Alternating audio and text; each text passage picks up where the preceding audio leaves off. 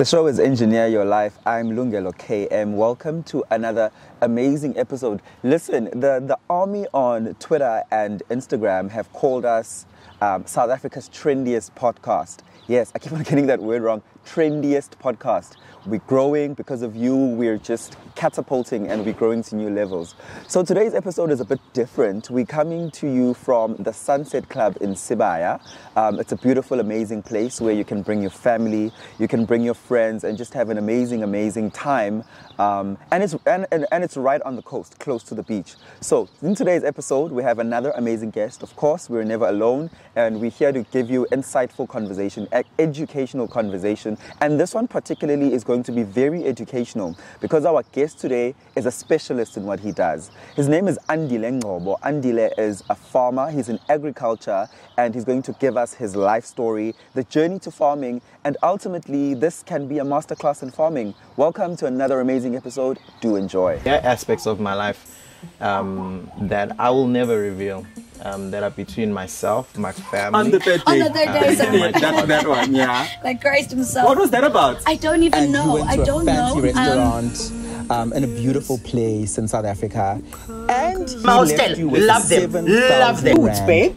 He's not circumcised. I was told. I mean, not just So from our fundis and all of that. I mean, I heard the audible voice of God. it wasn't a decision. It wasn't just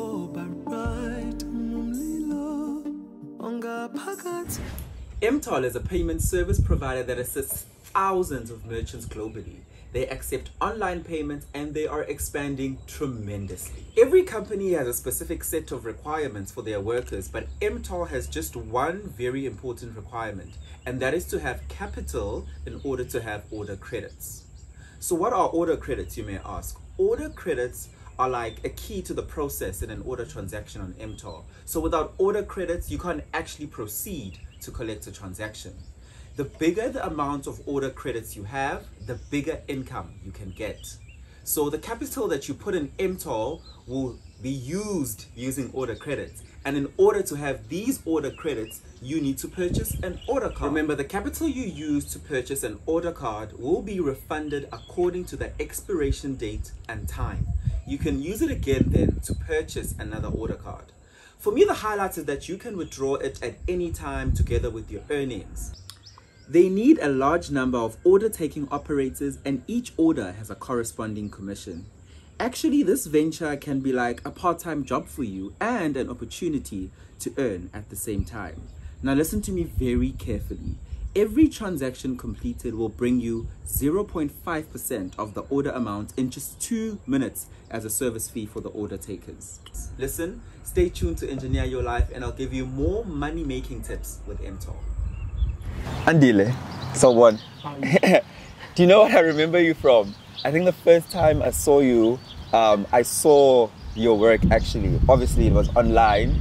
And was it a goat or a sheep that was trending and it was wearing a Louis Vuitton scarf? I was like, oh wow, this era that we are in, farming has completely changed. You know, business can be a very lonely place. So sometimes, you know, when you are in the midst of whatever it is you're doing, whether it's your craft or your business, you kind of have to find some ways to make it enjoyable even for yourself. I don't know where the insane idea came from to actually get the scarf because, you know, the story behind the lamb actually is the fact that it was not even really abandoned. The mother was ill after birth. The sheep can suffer from a lot of diseases. It's also winter lambing. So the ewe, that's what we call them, died. And it just so happens that, you know, I was doing my afternoon routine checks. And I found this little lamb sitting on the side of the kraal, so I kind of like picked it up. Naturally, what we would do is I would have to try and find a mother who's going to adopt it because sheep sometimes do have twins or triplets. So sometimes they would adopt another one, you know, but it is such a difficult time. It was very cold. I didn't have much time on the farm. So after I completed all my duties, did all my checks, I decided to pick this little guy up and put him in the car, keep him warm, keep the heater on, continued with my work.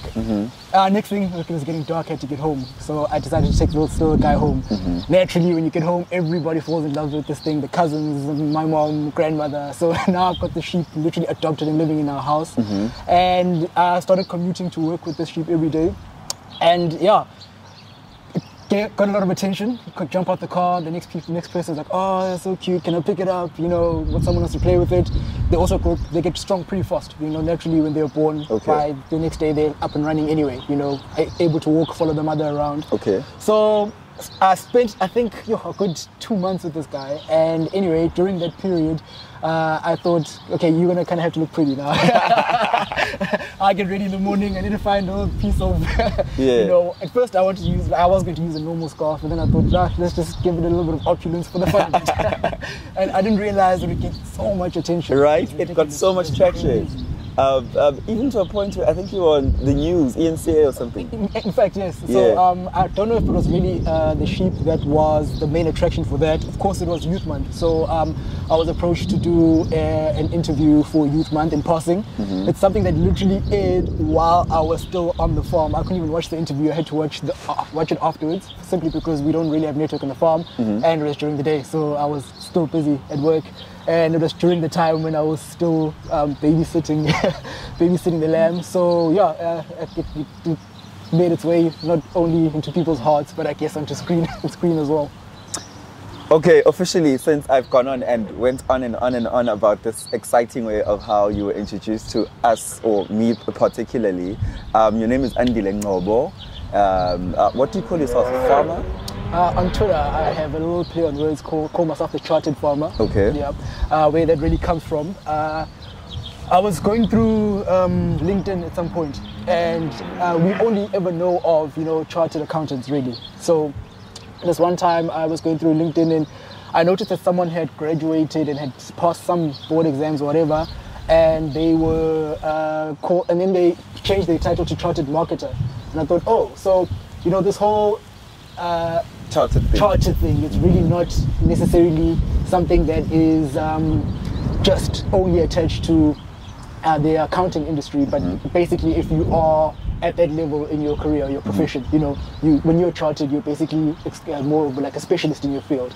Yes, they may not be something called a chartered farmer, obviously, but the play on words for me was interested just as a way of trying to highlight that, in every industry, every career, you can actually grow to a point where you specialize in what you do. So that's where it comes from. So farmers are Meneer van Rensburg and I don't know, Swanepoel. So why does Andile Ngcobo decide into the career, and when take me back, I want details. When did it start for you? Okay. Like from earlier school? Yeah. Well, that's the thing. So one of the things I've always said, especially in some of the talks that I've done with the youth, is that you really, when you choose a career, it's something that happens very early on in your life. During a time when you're very immature, during a time when you are not quite sure. I mean, in your mind, you only know that you want to have a big house, you want to have a fancy car. Absolutely. You don't quite actually know what it is that you want to do. You are inspired by certain people's jobs, people's occupations, and what you see. In fact, funny enough, if I had to choose my career at a time when I was in preschool, I'll probably tell you that I want to be one of the guys who throw garbage in the back of a garbage truck, because that looks so exciting. I love the fact that you pick it up, throw it into the truck, run next to the truck, jump onto it. So back then, that seemed exciting to me. That's what inspired me, But then, when I got to high school, I realized the subjects I choose will obviously ultimately influence my career. It's very difficult. I think of all the students in my grade at the time, I think I spent most of my time with my school counselor, because I just couldn't figure out what it is that I actually wanted to do, or what it was actually called. I get you. But I just knew that it would be in something that someone would need every day.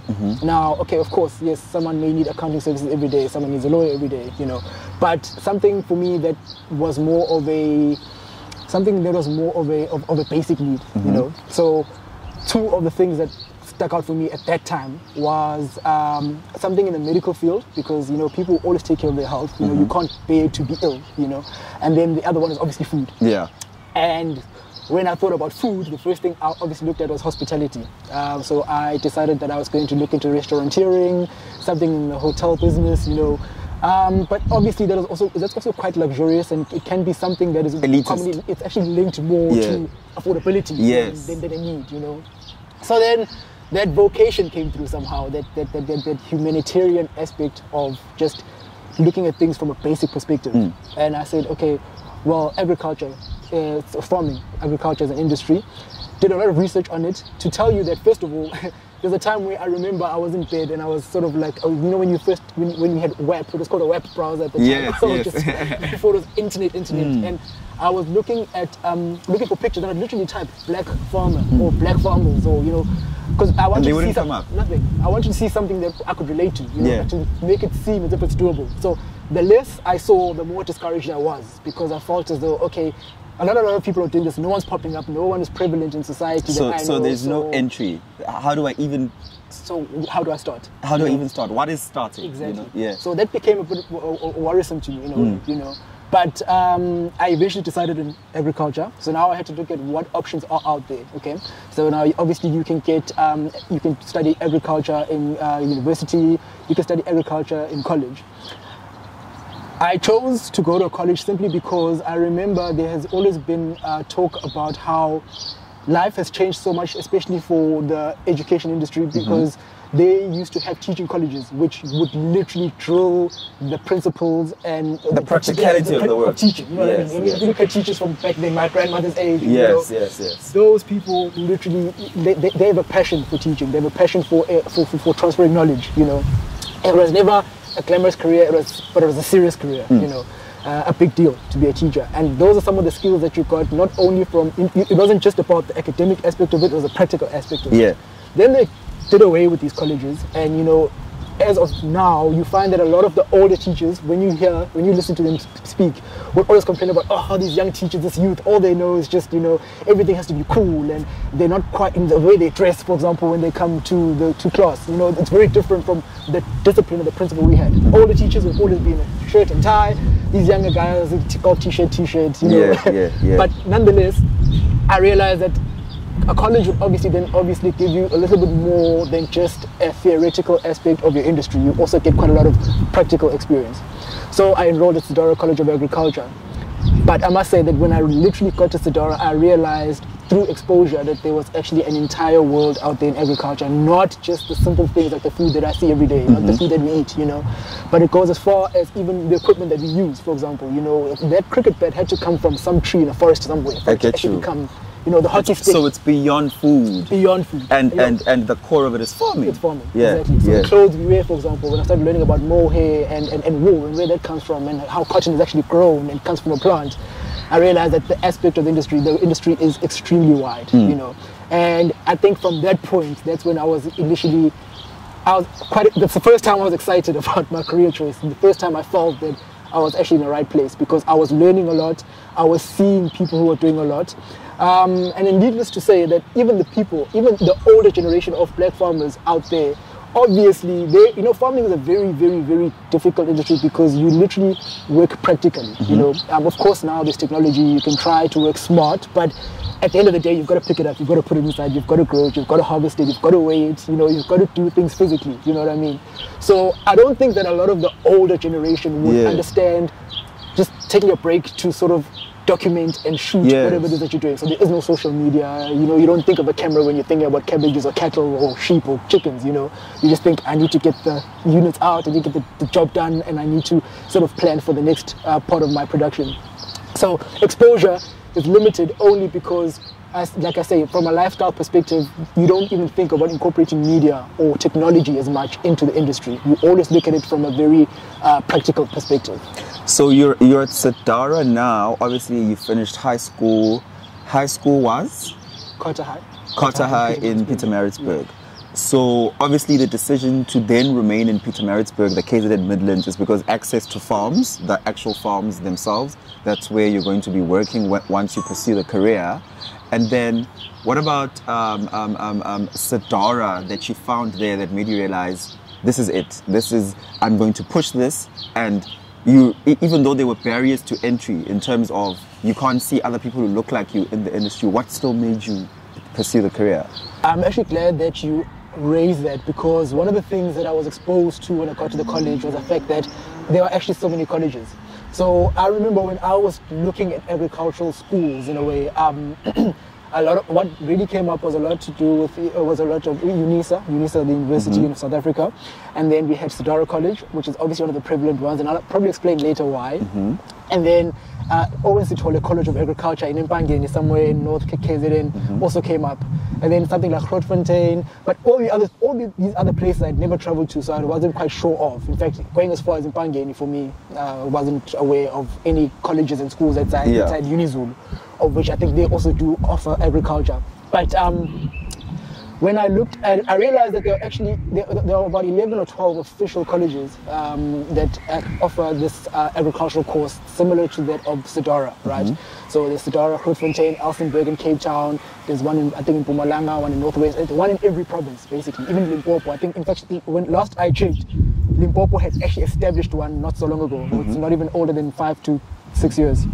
So I realized that, okay, there's actually so many of these colleges out there that offer agriculture, and agriculture practically as well as theoretically, at the time.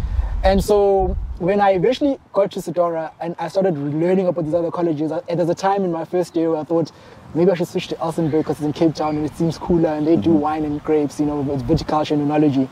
So that seems nice. Maybe that's a little bit more, slightly more glamorous in the industry as opposed to just the basic agriculture, the basic primary sector industry, But I also then realized that there's a whole pool out there of various aspects of the industry, and even being at Sidara, I realized what was around me the entire time. I've been in the Midlands, living closer to the Midlands all of my life, and I didn't quite realize how much of whatever it is that is produced even around the Midlands actually goes as far as Cape Town and sometimes even export. Okay. So there was also another aspect of exposure that I got from just... So first things first, download the MTOR app. You will then have to download the Hubcoin app as well, because you'll need a wallet, and bind the two apps together. Open your Hubcoin, and then you can then deposit your USDT from your Hubcoin and send it back to your MTOR, right? After depositing, you open your MTOR, you click on your USDT receiving address, you find your address, you paste it into your MTOR address section, make sure everything is on, and then now you can go to your order transaction process on your MTOR. You can take your credits in your market and your available USDT, and then you can now transact it in the market that you want to transact it in, as you see in this example. You can go back to your Hubcoin to check if the transaction has happened successfully. And then voila, you've been able to transact and make money on your MTOR. Did you see that? Just like that, you've earned income by clicking two buttons and working between the MTOR app and the Hubcoin app. There's also a recharge process if you want to recharge and add more coins or add more USDT. As you can see, you can deposit USDT, enter the amount you want to deposit based on what is available in your wallet, and voila, deposit from your Hubcoin, submit, and you're then able to deposit more. Remember that your Hubcoin needs to have its own application, its own password, so that you're able to store everything successfully. You're able to make money continuously with MTOR. Being at Sidara, Sidara College.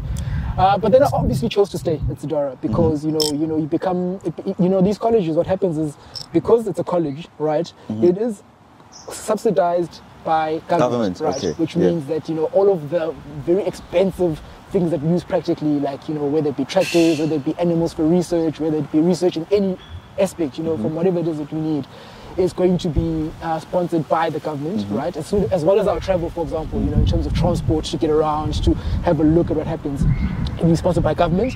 And then, so for that reason, you have very few students, that they can actually accommodate from year to year. Yeah. So, you know everybody at the college eventually, from first year to second year to third year, you know what I mean?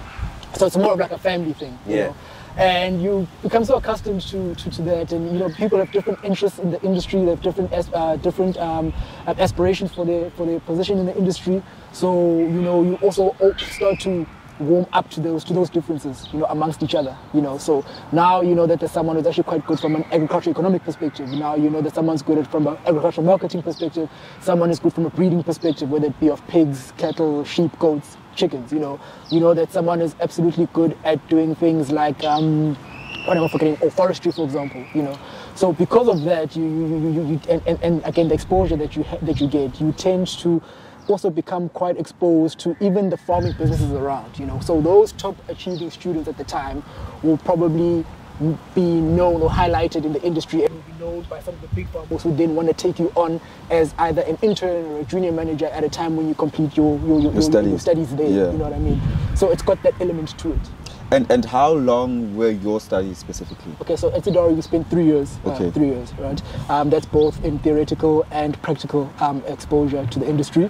What's also lovely about the exposure that I speak of is that, when it comes to looking at the agricultural value chain, Sidara was very big on doing field trips. So we were allowed to go to the back room of the packing facilities at Woolworths, for example, you know what I mean? And you actually practically see where, like I used to ask these young kids, where does your food come from? And the first response would be Pick and Pay or Spar chickens. And that's the end, the only right? answer that makes practical sense to them. Yes. But there's actually a whole industry behind that. And we were able to see that from the time it leaves the farm itself, even from the quality checks and grading from the farm all the way to the pack housing distribution centers and then eventually to the store, So that's some of the cool aspects of being at a college that I feel were more of an advantage than it would have been if I was at a university, for example, doing something in like a science related to the industry. Conversely, I want you to also speak, I know you didn't go the university route, but for people who are either studying or thinking about going the university route, where does that then place you in the industry? Like if either agricultural scientist, right, or agricultural engineer. What do those people do versus what you do? So first of all, I think there's actually quite a shortage in those skills from the science perspective of agriculture. Okay. I would say I noticed this because a lot of the equipment that we use, for example, especially in South Africa, will always be imported, from countries like Germany, for example, So I feel as though there is a gap in that space of skills related to agriculture, and they are very important because, for example, as a farmer, I will supply a mill. For example, if I produce sugarcane, I will supply a mill with sugarcane, right? Not sugar, just sugarcane. So basically, sugarcane is a grass. So I just cut the grass, I burn it, I cut the grass, load it, it gets sent to Tonga Hewlett or Ilovo, or whatever. Yeah. And then when it gets there, that's actually where the engineering or the science starts, understanding the extraction aspect of the sugar itself, how they literally press it, that becomes like a liquid or, diffusion, the whole process. Exactly, it crystallizes and becomes sugar. And it's not just the aspect of the sugar cane itself, it's the fact that even the residue is actually, that's what's burnt in order for the entire facility to be powered. So they don't use electricity, they use... gas. Yes. Exactly. Yeah. So they use biogas from the actual sugarcane. So that requires science. Yeah. You need the scientists there to be able to actually get this to become a working system. And then obviously there's the machinery behind it, the mechanics behind the actual conveyor belt system, the weighing, the loading, whatever the case might be, as well as logistics. Logistics is also one of the most important aspects of agriculture. One of the most expensive things that you pay for is literally transport. Okay, so there is a gap for that in the industry, and a lot of people wouldn't know that because, like I say, because agricultural exposure in terms of the industry from people who are doing it is not really out there, you never really know that these jobs are there, Comes to things like agricultural economics, for example. We have a lot of economists who assist with looking at trends for commodities that we would trade, such as grains, maize, soya beans, sugar beans, okay? In fact, even sugar. Yeah. Some of these things are actually traded on the world market, what they call the international market. And how we grow this stuff, how we grow it and store it to sell at a time when the price is favorable. All of these trends are determined by agricultural economists. They are the people who are obviously always just like reading on the trends based on consumption, need versus supply versus demand sort of thing. And that's how we know when the best time is to maximize on whatever it is that you're actually selling.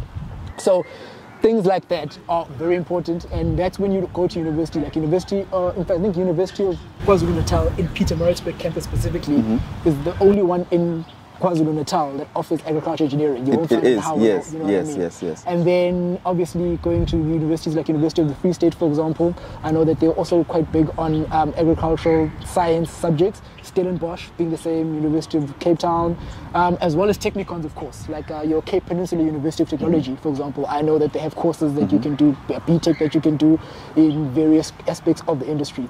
But there's a huge scope for a career growth in this particular aspect. One of the ones that I wasn't aware of until I started supplying retail stores, for example, was things like quality check. You know, people who are retail buyers and do quality check and grading of particular products, you know, and guys who are able to also certify and give gap certification to farmers for the produce that they have so that their product is traceable back to the source of the product from store, should there be any problems. Those are some of the gaps that are in the industry that also still need to be tapped into, that you don't find a lot of young black South African or black South Africans in general doing the kind of work. So you're out of school now, and you have to penetrate the industry. How do you access the industry now? Because right now I know that you're a farmer that's particularly you've got your own business and you've got your own staff. But how did you penetrate the industry shortly after graduating? I would say that first of all, it's actually attributed more to wanting to go above and beyond the theory, the practical, and the exposure provided by the university. Because I remember in my third year, I actually started working out of my own will, especially on weekends and as well as June and December holidays when we were off on break. And I literally went and I literally just found a farming area in Mlaba, approached a farm, a random farm, and I asked if they wanted someone who was going to assist on a weekend to just, you know, with the duties on the farm, for no remuneration whatsoever. I just want to expose myself. I want to be in the environment. I actually want to see, without putting pressure on myself as an employee, what it actually takes to get through a normal day on the farm. And that ultimately would determine whether or not I'm actually cut out for what it is that I think I want to do.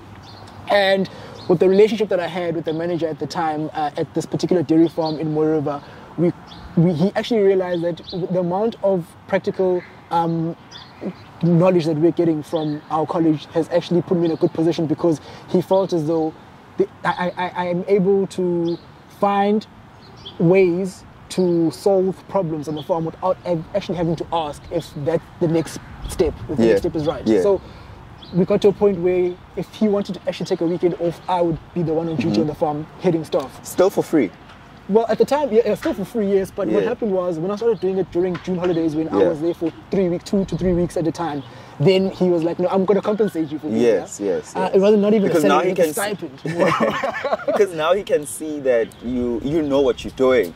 But I think the biggest lesson from that, just to interrupt you there, is that spend your time learning on weekends, even if it's for free, so that you understand the processes and the intricacies and the details behind the farming as young as you were, because I think you were probably like 21, 22 at the time, and you volunteering your time. Exactly. And like I say, it's the best thing, because you find that you're actually not under pressure. If you're not on a payroll, if you feel like, okay, I'm done, you can just leave, you know, because you're not on a payroll. But again, adversely for me, it did the complete opposite. That's where I actually found myself. I remember leaving every afternoon, and I thought to myself, I can't actually wait until I'm doing this for myself, you know.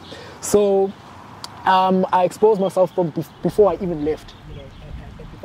And then I obviously then looked at career opportunities on, you know, the normal sites like your PNet, LinkedIn. You know, I started going through what every normal graduate would do, looking for jobs.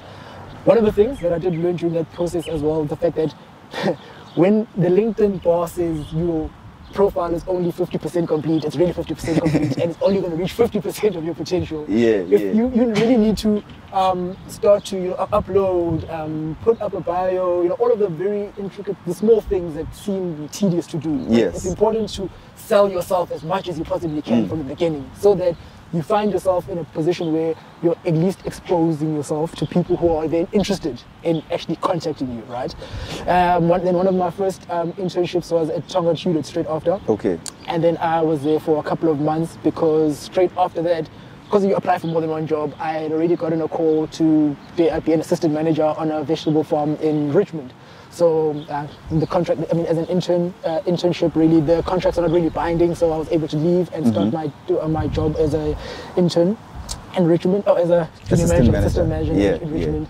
And then subsequently, I went off to manage a farming operation in Pietermaritzburg called the Tusoguse farming company, and that's where I spent like 5 years of my life literally growing. That's where I started exposing myself. That's where I started, to just confidently, as a manager, as a farm manager, to just grow into the industry. And as you grow into the industry, again, it's like building. You're at work. You are the one who's in the forefront of signing contracts and getting deals and managing staff and managing salaries. You're doing the marketing. So when you're sitting at these tables, you're not only just selling your business, your company, but you're also now selling yourself. In future, when I decide to do something like this for myself, I want to be able to go directly to someone's door, call the person directly, and now tell them that, okay, well, now I have a product that I would like to, sell, a product that I would like to grow. And in the interim, as you're also attending things like seminars and master classes, and you're exposing yourself to panel talks, for example, and that sort of thing, you eventually also start to meet some people in the industry who are actually there to now help you and assist you and help you grow your business. So again, I will say that exposure is the one thing that literally got me out there. For example, I did not opt to just sit at home and think I need to keep updating my CV, and I also need to keep sitting behind my screen and looking for jobs online. Just approach somebody and just say, I want to be on the farm. I want to learn. I want to do something, and eventually, somehow, you will always be exposed to people who are then able to notice that you're good at what you do, and hopefully you can grow from that. Definitely. So at which point then, I'm interested, because obviously so many of us know you from social media, be it Twitter, Instagram, Facebook, LinkedIn, as you're saying. How do you then decide, I need to incorporate social media heavily into my farming work? Because you've done that extremely well, and you've almost been a frontliner in introducing the farming industry to young black South Africans and making it relatable. Why did you decide to do that? So the beauty of podcast is that we can stop and continue. Change of location, rain. But yes, it's the Sunset Club, it's beautiful, so you get to see another amazing part of the beautiful Sunset Club. This is the clubhouse, we're upstairs now, and we're going to continue our wonderful conversation with Andile. Andile, I was just speaking about how you have managed to integrate social media in what you do, and generally because there's never been a person who's integrated farming and agriculture into social media like you doing it. So how do you get there, and what makes you make this decision? So there are various factors that came into play when I decided to expose what I do on social media. The first one, we go back to our conversation now about how there was a time where I actually sat and tried to look for the inspiration that would materialize to what I do today in a way. Yeah. And how I found absolutely nothing. Of course, then there was no Instagram at the time. That wasn't the biggest social media platform at the time. Facebook was more of a thing. But I kept saying that surely there must be an aspect of everyday normal that can appear to be cool enough to expose on social media. Yeah. It doesn't necessarily have to be based on travel. I know when Instagram started out, it was always based on who can expose the best experiences in life, who could be on a hot air balloon, who could be traveling to various countries, and how often they're able to do that, and what they're able to afford to buy and where. But I thought, no, a post a day about if I look at a cabbage leaf and I think, wow, this looks wonderful because of how the light is bouncing off it, because of the sunset, then I'm going to post that, And so that was the first aspect, was just trying to create what I would have appreciated seeing in a time when I needed inspiration before getting into the industry. The second aspect was, again, I'm always working in remote areas, there's no network, so the only app that really makes sense on my phone is the camera. The camera is the only app that actually works. So I would obviously just spend most of my time just taking snaps of everything.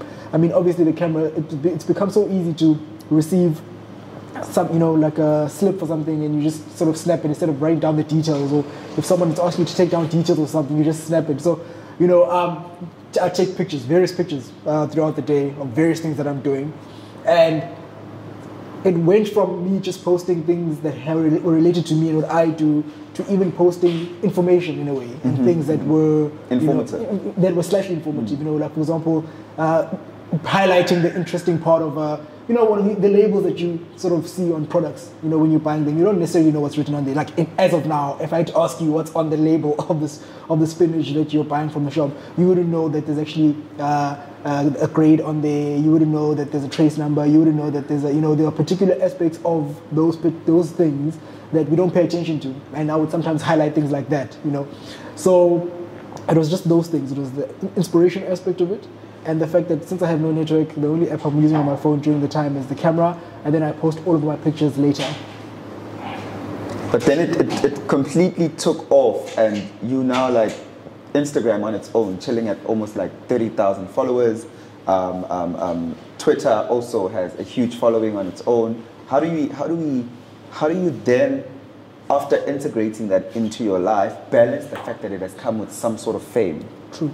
That's also an insane aspect. I feel like at every point of my life, I'm not going to lie, I did have some mild aspect of imposter syndrome. You know, when someone invites you for a talk, for example, in a platform of about 1,000 people. I remember my first talk engagement with over close to hundreds of people at the Durban Business Fair at some point, and I thought, no, wait, I'm too young, or no, I haven't achieved enough.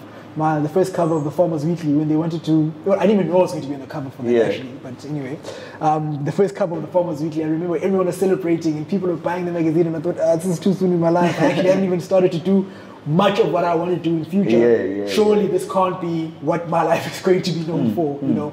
But, you know, the exposure was great, it was necessary, it was needed, because I guess at the time, they needed someone who was young and farming and starting out in order for other people to then sort of be highlighted and known and seen as people who are actually fulfilling some need in society, you know. So that's okay. And then it was the NCA interviews and, you know, the Kakasi FM interviews, and I share my knowledge to people who need I must impart some sort of inspiration and motivation to the youth. And I think to myself, sure, I don't know, hey, am I not going to still fumble and make some mistakes in my life that are going to, you know, later on seem as if I don't actually take my own advice? But I mean, you know, life is like that. You know, you find yourself in a space where because of my exposure on social media, I then obviously found myself on these platforms. So alternatively, it's very important, obviously, for me to, I think, learn very basic but public relations skills. You know what I mean? How to, you know, receive and respond to certain people, environments, you know, how to even respond, how to sometimes even decline certain talks and experiences that I feel are not yet quite for me at the time. You know what I mean? Yeah. But then there's also the personal life aspect to social media. One, how do you maintain a healthy balance about not just posting farming things and people, because it should be a representation to a degree of who you really are.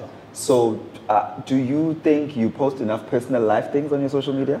Actually, absolutely not. So I'll just share my social media strategy from my understanding and my thinking, okay? First of all, again, I think we must remember that the basis of my social media exposure is based on broadly just saying that it's important to make everyday normal seem okay or cool enough. You know what I mean? So I don't have to go out of my way. I don't have to go home and change quickly and come back and then post something. You know, as I am at the present moment is good enough for that particular day, right?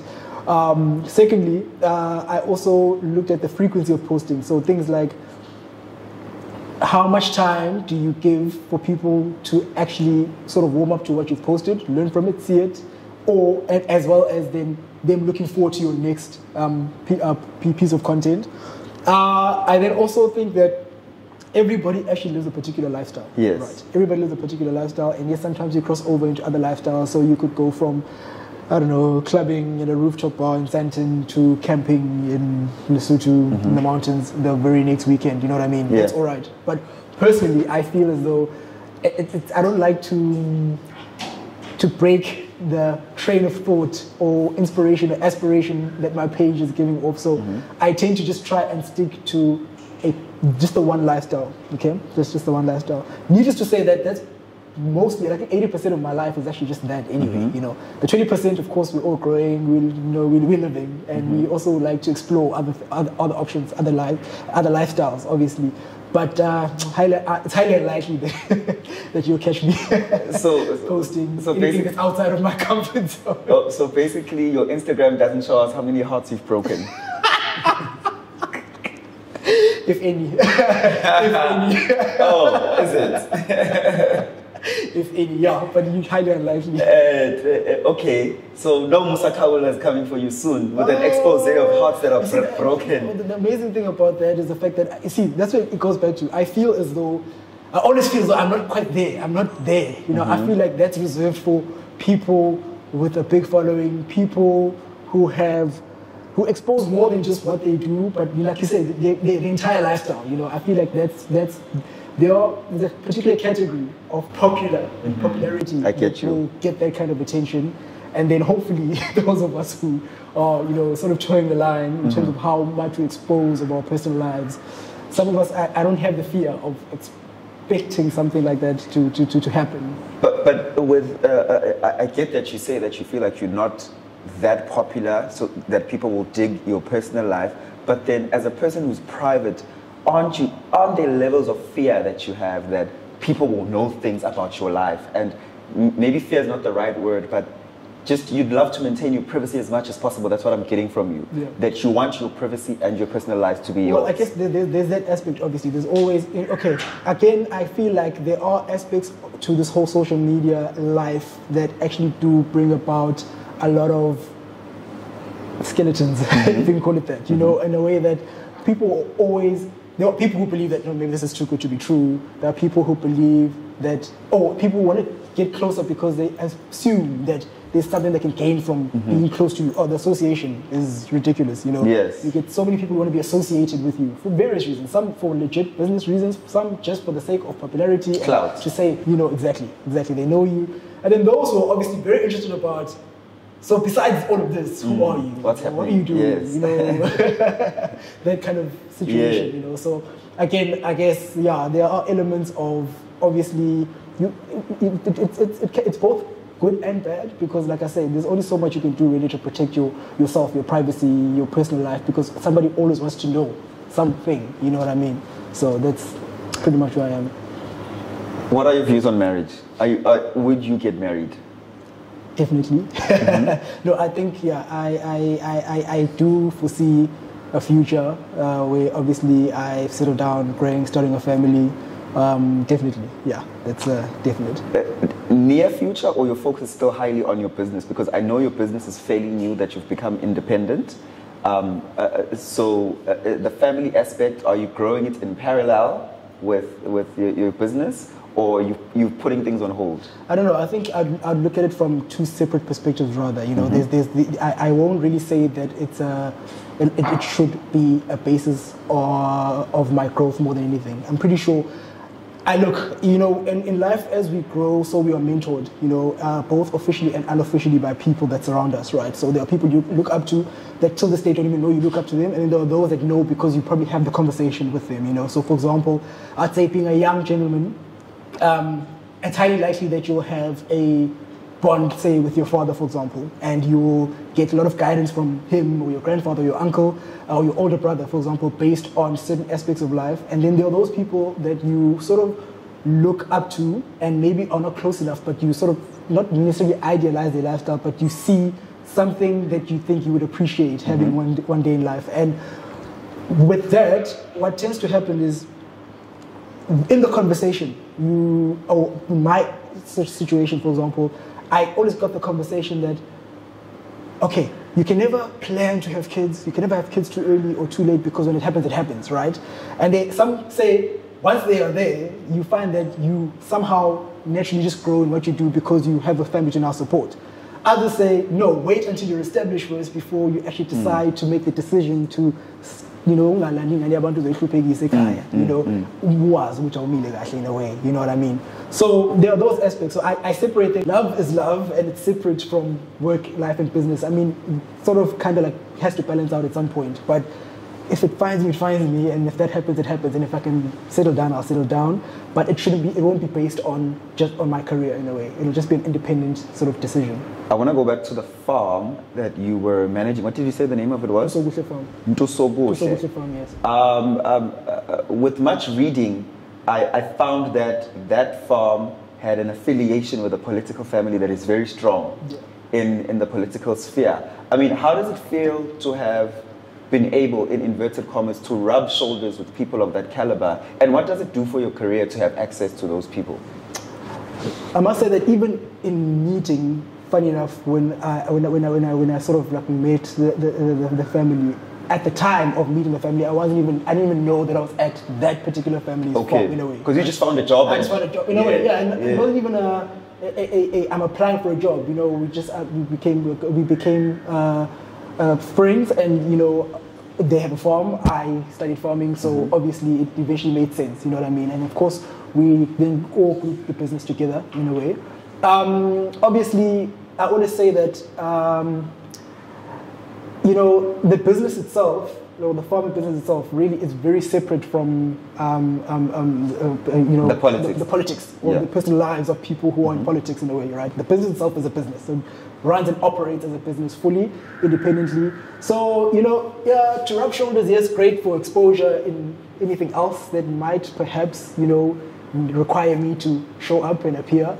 Obviously, certain things like selling livestock, for example, to other more prevalent people in society, whether it be the king of the Zulu nation or another political figure, whatever the case might be. So it's giving you access to what to see. Because I mean, like I say, it doesn't really do much for your personal growth unless you are obviously wanting that. Or you have political ambitions if you have political ambitions, perfect position to be in, you know. But if you personally don't actually have political ambitions, it's more like, well, it's great to be here, it's great to have met these people, it's good to have seen and be seen with these people, but there's not much that it can do for your personal growth if you are not really into politics in a way. I think then that answers my next question, because if you say you were able to separate the fact that these people are politically affiliated and you're just here to do your job and do it well, that means you're not one of those people who were nervous when the family was in the news during the COVID period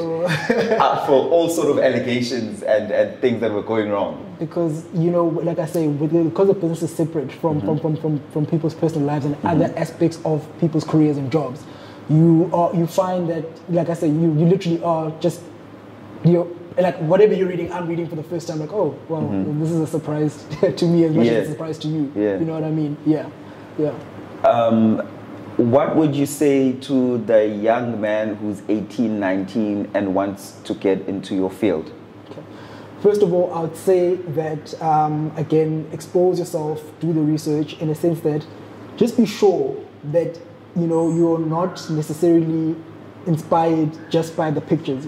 It takes 5 minutes to literally take a picture, edit a picture, write a caption, post it, and then wait for the like from the comments, right? But what's important, I think, is you need to see, and you know, when especially if you're going to be in business, you need to see where the gap is, you know, and try and find that gap. And when you find that gap, focus on that craft as much as you possibly can, literally. And I always say this, you know, the issue with being young and having to make such a drastic decision about your career for the rest of your life, you know, is that, first of all, you're young, you know. Secondly, you are prone to be swayed by what everybody else around you is able to achieve because they're in a particular career. For example, for every one of your friends, for example, who is in the medical space and happens to have a career in medicine, for example, they will obviously have, they'll spend more time in varsity, of course, but then, you know, as an advantage, they'll also do quite well from the onset of their careers. Yes. But that's just like one aspect of their lives, you know what I mean? It's like that one car that they're able to buy that costs a fortune is not something that should taint the vision of what it is that you're trying to do based on your lifestyle and your career, you know what I mean? That's when you focus. You just stay focused on what you do, because the reward comes literally from the consistency that you're able to uphold in whatever it is that you're doing, and not necessarily what inspires you and, you know, what happens with the person next to you. I get that. So what you're saying is your career is not necessarily as glamorous maybe as other corporate careers where people can have, I don't know, a champagne bar at work and a coffee machine from Nespresso and all of that. But there's a level of focus that you need to adapt into your life and make sure that you keep going at it because the career has great rewards. Is that what you're saying? Exactly. But Andile, it sounds good and well that I'm black and I'm young and you're telling me to go into farming, but there's racism in farming, heavy racism. How are you dealing with that? And is it prevalent? I think that if in a way, I always look at it from a perspective. There's racism in anything, everything. So, for example, farming aside, on a weekend, if I am going to go to a particular place, trying to look for something or product, whatever the case might be, and you find that in some aspect I will be received differently, I will be, I will be addressed in a way that is going to differ from, somebody who looks like they could potentially afford whatever it is that I'm looking for.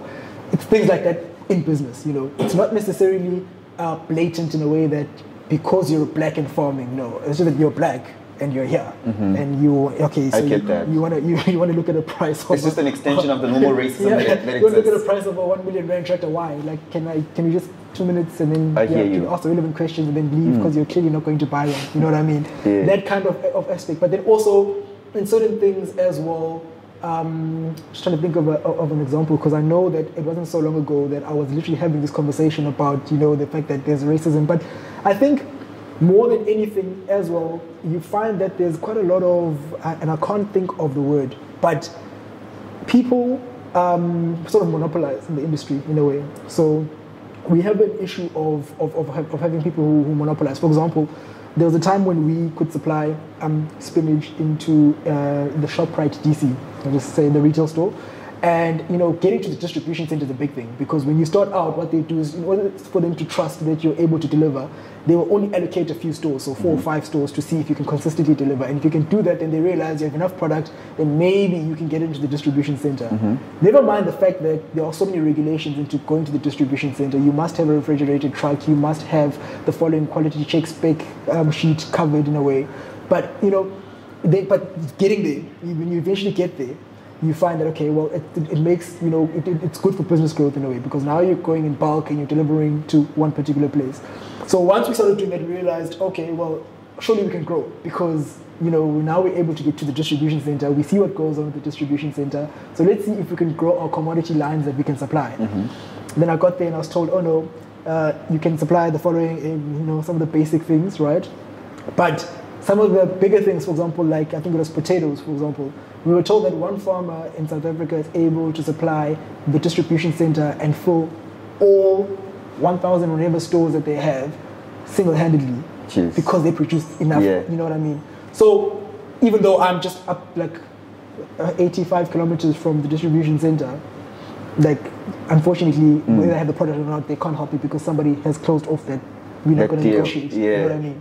Which is crazy because you think that the market share, since I'm closer, I can sort of supply my immediate community. No, it will come from Free State or No, those are the pressing issues that you have. You see. So there are heritage deals that are just impossible to unbundle. Regardless of how outstanding the product that you have is, which is insane. That's absolutely crazy. If you had one phone call left to make on Earth, one phone call, who are you calling and what are you saying? Sure. One phone call. One phone call left. Right now. Yeah. Who are you calling and what are you saying?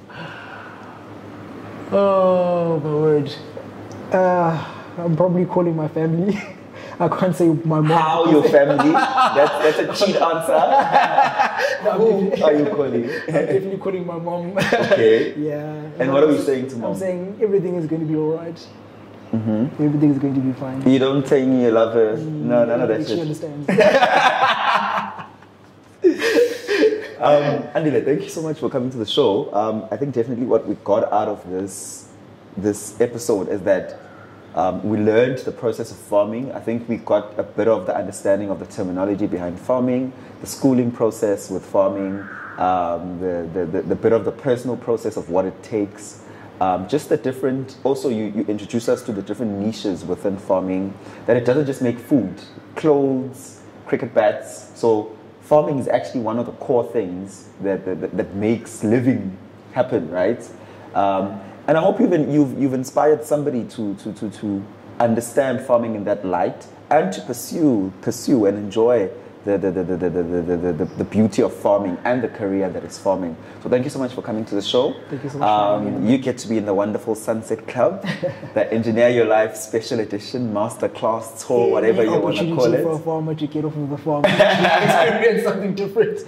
It's worth it all the time. Definitely. So thanks, man. Thank you. And I hope you'll grow in leap and bounds, and you'll come back a multi-millionaire and tell us a different story. And also the Engineer Your Life podcast, we can shoot from Paris one day, and that's our next episode that we can do together. Awesome. Thanks, man. Have a good one. Thank you.